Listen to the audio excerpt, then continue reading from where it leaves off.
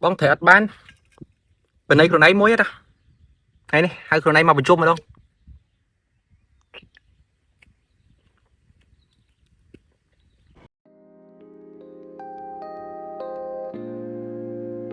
Ok, so sau đâyបងប្អូនទាំងអស់គ្នានេះថ្ងៃនេះមានវីដេអូថ្មីទៀតហើយហើយថ្ងៃនេះដែរខ្ញុំទៅស្ទូចថៃហើយនឹងបងថៃនៅខាងផ្ទះម៉ាក់ក្មេកខ្ញុំហ្នឹងហើយនេះផ្លូវយើងទៅរកបឹងយើងជិះទៅត្រង់រហូតអញ្ចឹងទៅតាមភូមិតាមផ្លូវបេតុងហ្នឹងហើយនេះយើងមកដល់ខាងបឹងនេះកន្លែងនេះដីបូកេតែគេបើកផ្លូវឲ្យយើងទុកជីទុកឲ្យ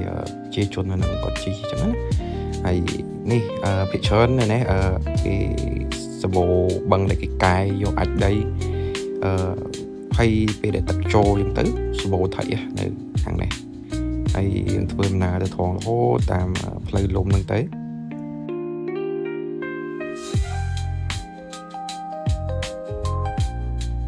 ហើយយើងជិះមកដល់ខាងហ្នឹងទៅយើងមានផ្លូវគោះក្រហមមួយដែលយើងជិះទៅតាមផ្លូវណាតាមផ្លូវហ្នឹងណាផ្លូវនេះបើជាងជិះទៅត្រង់រហូតចឹងទៅយើងអាចបែកទៅដល់ផ្លូវជាតិលេខ1តែផ្លូវនេះទូចយើងពិបាកជិះ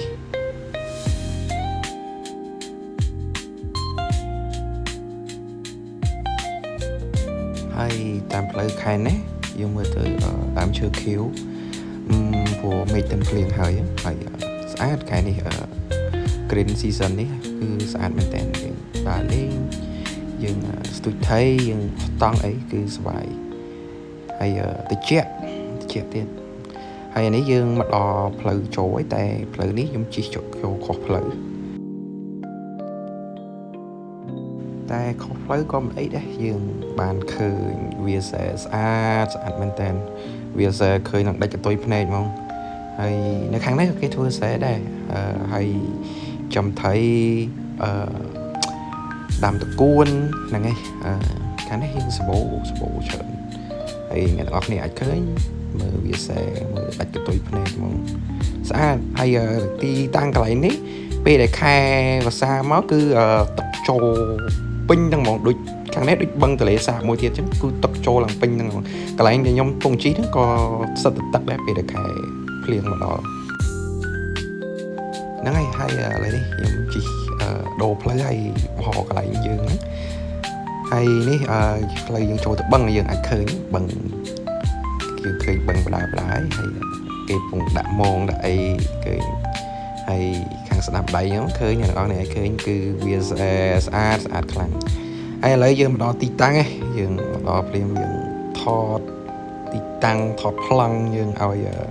ពូខ្ញុំគាត់បានឃើញហើយនេះឥឡូវនេះបងខ្ញុំគាត់បានមកដល់ហើយក៏ចាប់ដើមបងសណាញ់អញ្ចឹងទៅហើយនេះកំពុងហៅប្លង់ថាបងទៅណាមកណាព្រោះដោយសារខាងក្រោយខ្នងគាត់គឺមានដើមឈើអញ្ចឹងខ្ញុំជួយធាក់ទុកគាត់ឲ្យទៅខាងគៀនអញ្ចឹងណា